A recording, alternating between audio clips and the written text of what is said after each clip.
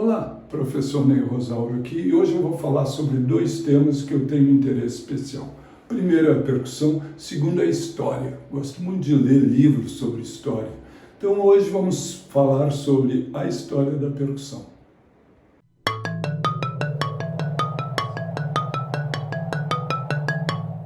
Certamente a percussão foi a primeira manifestação musical dos homens primitivos. Como eles tinham medo das condições climáticas, das tempestades, das eclipses, eles começaram a desenvolver basicamente uma religião primitiva e achavam que poderiam interagir nesse ambiente cantando ou batendo no corpo, batendo com o pé no chão. Com o tempo eles aperfeiçoaram esses ritos, começaram a bater palmas ou percutir um objeto no outro, começaram a raspar objetos e começaram também a chocalhar objetos. Então esses foram os instrumentos de percussão mais primitivos que o único registro que a gente tem são evidências arqueológicas, são pinturas rupestres nas cavernas. Podemos imaginar que o próximo passo, o homem primitivo pegou um tronco oco e pôs uma pele por cima, pele de animal, apertou e viu que tinha um som mais ressonante, mais sofisticado. Então começou a percutir com as mãos, depois foi pegando pedaços de ossos para usar como baqueta. E é interessante ver que no idioma alemão a palavra baqueta chama Schlegel, que significa o osso do fêmur. Então tudo indica que as primeiras baquetas foram restos de fêmur do humano ou de animais, onde eles usavam como baquetas.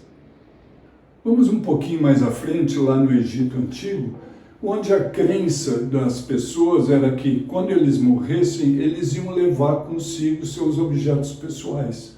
Então a gente vê muito em desenhos daquela época, ou mesmo em tumbas, que existiam instrumentos musicais. E aí a gente vai encontrar principalmente um instrumento que chama sistrum, ou sistrum, que é basicamente uma haste com soalhas. Esses instrumentos foram evoluindo e é comum a gente ver também nessas pinturas, registros antigos, pratos pequenos, castanholas, tambores e outros chocalhos que eram geralmente associados à deusa Cibele, eram tocados por mulheres, e também ao deus Dionísio, que era o deus das festas. Mais tarde, os gregos e os romanos também usaram muito a percussão, já não tanto no ambiente religioso, mas mais no teatro, porque o teatro nasceu lá na Grécia e eles começaram a usar tambores, pratos, gongos, sinos, objetos raspados, chocalhos, para aumentar a dramaticidade do teatro. À medida que o cristianismo se tornou a religião oficial de Roma, então esses instrumentos de percussão passaram a não ter tanta predominância, porque começou a ser desenvolvida uma música mais religiosa, uma música mais vocal. Na Idade Média, a música teve uma influência muito grande da religião. Então, a maior parte da música desta época era cantada por homens dentro da igreja, o estilo monofônico, depois passou a ser em quartas e em quintas, que era o chamado o canto-chão, ou canto gregoriano. Fora da igreja, certamente, existiam pelas praças aquilo que chamavam os menestréis, aqueles saltimbancos, os homens e mulheres que saíam pela rua e cantavam com uma espécie de guitarra, ou com uma lira, ou só com instrumentos de percussão, e que ficavam improvisando assim, canções ou fatos cotidianos ou fatos atuais da vida real. Um dos instrumentos mais importantes da Idade Média é o tabor, que com uma mão o músico tocava o tambor e com a outra mão ele tocava uma flauta comprida que tem 3 furos em cima e um embaixo. E ele consegue só com esses furos fazer praticamente 2 oitavas.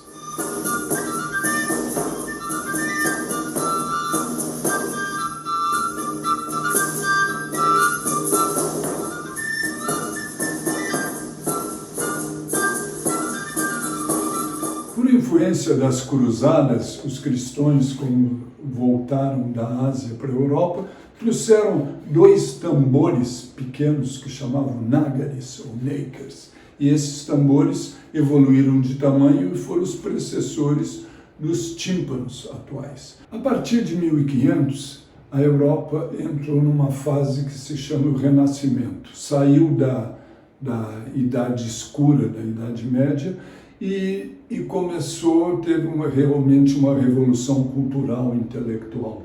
Foi a época que Gutenberg fez a imprensa, começaram a publicar livros, que Vasco da Gama descobriu o caminho para as Índias, então começou a se dar valor mais para o indivíduo, que até então, na Idade Média, era tudo Deus, Deus. Nessa época também, em 1528, que surgiu na Alemanha a primeira associação imperial dos trompetistas e percussionistas. Então se tornaram clubes fortes e fechados dos timpanistas e tocadores, percussionistas, tocadores de tambor. Eram sociedades fechadas, geralmente o pai ensinava para o filho e esse conhecimento ficava em família. O próximo período é o Barroco, que é uma arte mais estilizada a partir do ano 1600. Nessa época, os nakers, os pequenos tambores, passaram a adquirir um tamanho maior, a se tornar os tímpanos, e também desde essa época, metade dos anos 1500, que já se tem notícia da família Zildjian, na Turquia, fabricantes de pratos. Durante a era barroca, a música instrumental passou a ter uma produção muito maior. E também nessa época que surgiu a ópera. Com o desenvolvimento da ópera e da música instrumental, os tímpanos e os trompetes passaram a ter uma importância especial. E eles quase sempre tocavam juntos. E foi nessa época, também em 1665, que os irmãos André e Jacques Philidor, que escreveram a primeira peça que a gente tem em registro para percussão. É uma marcha para 2 tímpanos. Um instrumento de percussão muito importante, que geralmente era usado pelo maestro, é o Jingle Johnny, ou Turkish Crescent. E esse Jingle Johnny, o maestro na frente pegava o Jingle Johnny e batia no chão. Tchá, tchá, tchá. Como ele tinha muitos jingles, muitos sinos, ele soava muito. E ele que marcava o ritmo assim. Tem até uma história gozada do Jean-Baptiste Lully, que disse que uma vez batendo o Jingle Johnny, ele bateu em cima do dedo do pé e o pé acabou que gangrenou e ele morreu disso. Johann Sebastian Bach foi o primeiro compositor que usou o tímpano dentro do ambiente orquestral. E ele começou o seu famoso oratório de Natal com solo de tímpanos. Louvemos ao Senhor. Pam pararam pam pam pam pam pam tan tarara tum tam tum tam pam. Assim que começa, só o tímpano, depois entra a orquestra. Voltando um pouco no tempo, o Império Romano cresceu muito e depois se dividiu em 2 partes. Foi o Império Romano Ocidental e o Oriental, que era em Constantinopla, e era o chamado Império Bizantino. Em 1453, Constantinopla foi tomada pelos turcos otomanos. E a partir disso, os turcos começaram a invadir, a tomar partes da Europa, principalmente ali Espanha, tem muito no sul da Espanha, tem muita influência dos turcos otomanos. E os turcos trouxeram com eles a Janissary Music. Os janissários era a elite do exército turco. Então, como elite, era um exército muito bem treinado e muito numeroso, então eles tinham que ter uma percussão muito forte para dar os comandos no campo de batalha. Que, como você sabe, o principal fato da vamos dizer, papel da percussão, eles através dos tambores, dos trompetes, eles que falavam, vamos dizer, atacar, então tinha um toque, recuar, tinha outro toque, atacar pela direita, outro toque. Então, eles, instrumentos muito importantes no campo de batalha. E quando a Janissary Music veio para a Europa, eles trouxeram instrumentos que até então os europeus não usavam muito. Tambores grandes, bombos realmente grandes, pratos bem grandes, que os turcos já tinham a tradição dos pratos lá, que já vinha do Zildjian, lá da Turquia, e também trouxeram triângulos, chocalhos e outras formas de percussão que bastante fortes. E esses instrumentos influenciaram a Mozart, influenciaram Beethoven. Na Nona Sinfonia, você vê, a primeira vez a gente já tem bombo, pratos e os instrumentos da Janissary Music. Os tímpanos nessa época foram aperfeiçoados e passaram a ter manivelas. Então, com essas manivelas era possível reafinar os tímpanos. Então, Haydn, Mozart, Beethoven já começaram a mudar a afinação de música entre um movimento e outro, mas nessa época ainda não se reafinava o tímpano dentro do mesmo movimento. Beethoven foi o primeiro compositor que já deu mais desenvoltura no tímpano. Começou a escrever partes mais difíceis, por exemplo, o scherzo da Nona Sinfonia. Também Mozart usou a flauta mágica, usou um glockenspiel, que até então não tinha sido usado. A próxima fase, o romantismo, a partir de 1800, já vem uma parte mais sensitiva, e principalmente uma parte mais, como se diz o nome, uma parte mais romântica, mais dramática. Uma prática do romantismo foi reviver música dos compositores passados. E principalmente Mendelssohn foi uma pessoa muito importante que ele redescobriu a obra de Bach. Bach, então, era só conhecido como as obras de órgão, de piano, mas o Mendelssohn que descobriu as suítes orquestrais e outras joias da nossa música. Então, já nos anos 1800, os instrumentos de sopro e de percussão já adquiriram um desenvolvimento bem maior. Os instrumentos passaram a soar melhor. E o Adolphe Sax, que foi o inventor do saxofone, foi o primeiro que inventou também um tímpano a pedal. A partir desse momento, o tímpano começou a se libertar e foi possível começar a trocar de afinação dentro dos movimentos da mesma obra. O francês Hector Berlioz foi o primeiro que começou a usar a percussão de maneira mais extravagante. Na sua Sinfonia Fantástica, ele usou pela primeira vez 2 pares de tímpanos tocados por 2 pessoas diferentes. E na Grande Missa dos Mortos, ele escreveu para 16 tímpanos. Nessa época do romantismo, a caixa clara diminuiu de tamanho e também acrescentaram as esteiras. Então tem muitas peças clássicas, assim, como a Garça Ladra, e que já tem Guilherme Tell, que tem bastante uso da caixa. O xilofone também foi usado nessa época pela primeira vez pelo Camille Saint-Saëns, que na obra O Carnaval dos Animais, ele usava aquele xilofone de forma trapézica, que era tocado com 2 colheres de madeira. No final do século XIX, começo do século XX, surge um estilo que se chama o estilo nacionalista.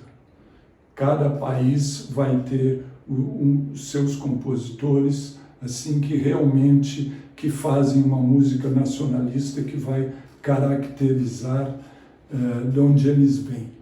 Acho que o grupo mais marcante dos nacionalistas foram os russos. Então nós temos Rimsky-Korsakovsky, que usou muitíssimo a percussão, Sherazade, o Capricho Espanhol. Temos também o Tchaikovsky, que fez um uso magistral da percussão. Na Alemanha, o Wagner e o Mahler, principalmente na Sexta Sinfonia, fizeram muito uso de percussão. Já um pouco mais adiante, dois compositores fizeram um uso especialmente importante da percussão. Foi o Igor Stravinsky, o Pássaro de Fogo, a Sagração da Primavera, e o outro foi o húngaro Béla Bartók. O Bartók foi o primeiro que começou a escrever, por exemplo, na caixa, tocar no centro, tocar no aro, tocar mais para dentro, com esteira, sem esteira, começou a dar essas nuances. E principalmente na sua peça de sonata para 2 pianos e percussão, foi a primeira obra, assim pode-se dizer, que a percussão foi à frente como solista. Não podemos deixar de falar também do Carl Orff, que na sua obra Carmina Burana e na outra Catulle Carmina apresentou a percussão de uma forma, pode-se dizer assim, até então nunca vista, nunca tão rica. Aos poucos começa a surgir o primeiro repertório escrito para percussão.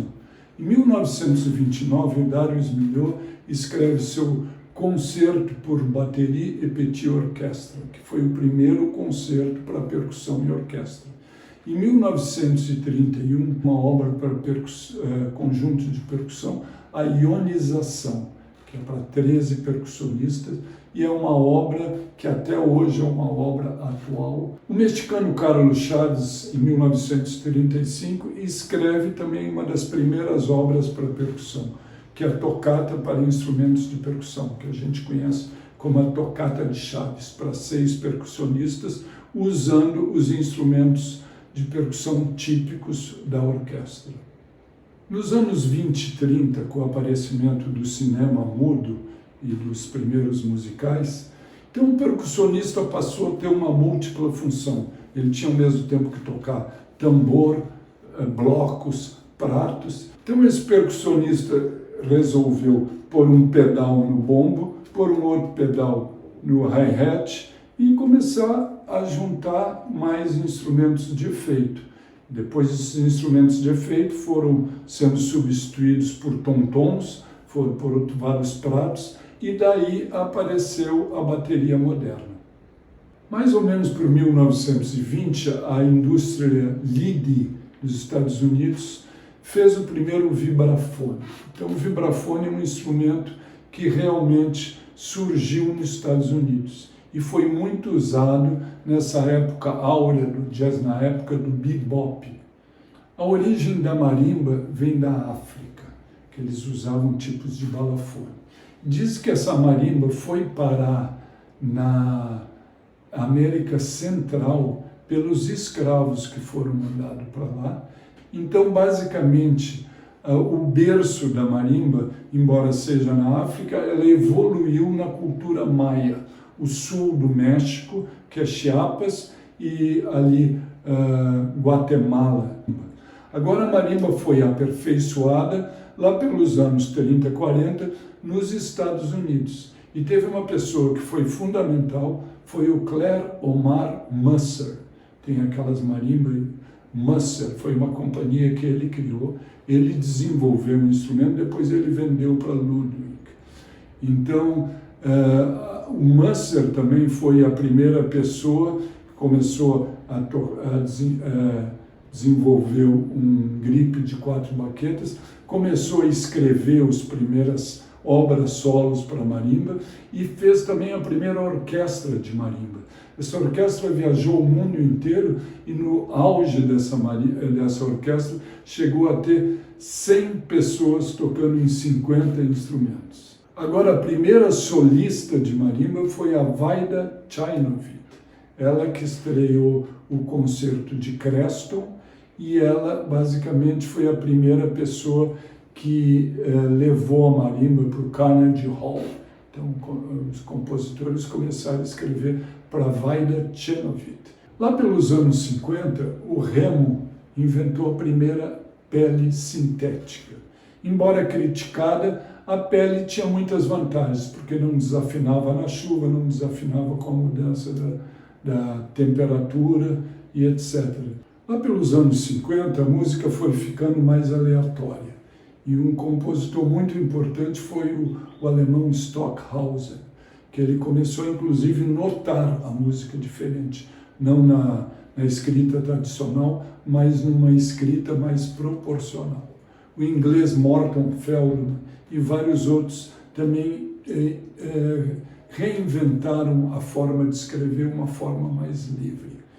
No Brasil, o melhor exemplo foi o Villa-Lobos, que começou a escrever uma música com muito uso da percussão, inclusive instrumentos desconhecidos, instrumentos do folclore brasileiro que ele descobriu através das suas andanças pelo Brasil. Na Argentina, o principal representante dessa época foi o Alberto Ginastera, que lá pelos anos 60 escreveu a Cantata para a América Mágica, que é uma das peças mais importantes para a percussão. Ela tem 53 instrumentos de percussão, uma linguagem muito sofisticada e uma escrita primorosa. Podemos dizer que o papa da música moderna para a percussão foi o John Cage. O John Cage, que começou inclusive a usar instrumentos não musicais para fazer música. Por exemplo, ele tem uma música Branches, que é só feita com folhas, tem uma outra que microfona o cacto, o barulho do cacto, assim, tocando no espinho. Tem a Living Room Music, que as pessoas simplesmente sentam na mesa e começam a falar, começam a tocar nos instrumentos que tem na mesa. Vamos falar um pouco agora sobre o início da percussão no Brasil. O primeiro grupo de percussão que a gente tem notícia aqui foi nos anos 60, lá na Universidade Federal da Bahia, onde compositores como o Ernst Widmer, o Hermetak, se juntaram, basicamente era um grupo de compositores e fizeram o primeiro grupo de percussão. Começaram a compor música muito experimental, muitas vezes para objetos, mas eles foram os pioneiros da música escrita para percussão. Além desse grupo inicial da Bahia de compositores que faziam música de percussão, para mim, a percussão do Brasil começa em dois pontos, que seria São Paulo e Rio de Janeiro. Em São Paulo, lá pelos anos 60, chegou um argentino chamado Ernesto De Luca. De Luca tinha estudado nos Estados Unidos, então chegou aqui, era uma pessoa que conhecia a fundo a percussão, e ele foi o professor da primeira geração. Foi o professor de Elizabeth Del Grande, do Tarcha e de vários outros, inclusive do Cláudio Stefani. Depois, o Cláudio Stefani, nos anos 70, fundou no Brooklyn Paulista o grupo de percussão do Brooklyn, que foi o primeiro grupo de percussão, vamos dizer, do Brasil. E compositores começaram a escrever para esse grupo, e esse grupo realmente teve um desenvolvimento muito grande e fez a história inicial da música brasileira para percussão. No fim dos anos 70, o John Bowler veio dos Estados Unidos para São Paulo para tocar na orquestra e fundou o departamento de percussão na Unesp. E criou também o PIAP, que foi o grupo de percussão que existe até hoje, que é o grupo certamente mais significativo do Brasil. Ele viajou pelo mundo, fez vários concertos fora do Brasil, sempre com muito reconhecimento, e não só isso, foi através do PIAP, inicialmente pelo grupo do Brooklyn, depois do PIAP, que a maioria da música da percussão brasileira foi escrita para esses grupos. Agora, um outro lado que não é tão badalado, que talvez a gente não conhece tanto, é o Rio de Janeiro. E, basicamente, é uma pessoa, é o Luiz da Anunciação. O Luiz foi uma pessoa, vamos dizer, o primeiro brasileiro que se preocupou com pedagogia. Foi o primeiro que se preocupou com os instrumentos de percussão brasileiro. Ele desenvolveu uma forma de escrita um pouco, de uma certa forma, sofisticada, mas é perfeito, que ele explica direitinho. Por exemplo, quando se toca o bombo, tá, o surdo numa escola de samba, como é que faz a mão esquerda? Se ela abafa, se ela sobe. Então, tudo tem símbolos. Essa escrita do Luiz é importantíssima. E não só isso, ele tem um livro, por exemplo, sobre os instrumentos de percussão na obra do Villa-Lobos. Esse livro é histórico, é um livro que ele explica que era a puíta, os tambores que Villa-Lobos pede nas obras deles e que realmente os compositores não sabem interpretar. Luiz também foi o primeiro que começou a escrever estudos e métodos para caixa, para berimbau, para pandeiro. Infelizmente, esse material do Luiz está meio no limbo. Tem algumas pessoas, inclusive eu gostaria de me envolver mais, tentar reviver esse material para que vocês possam ter disponibilidade desse material histórico. Falando em repertório brasileiro tradicional para percussão, tem 3 peças que são fundamentais vocês conhecerem. A primeira é do Marlos Nobre, para conjunto de percussão, o Ritmetron, que é uma peça em 3 partes, usando instrumentos de percussão, inclusive alguns folclóricos brasileiros.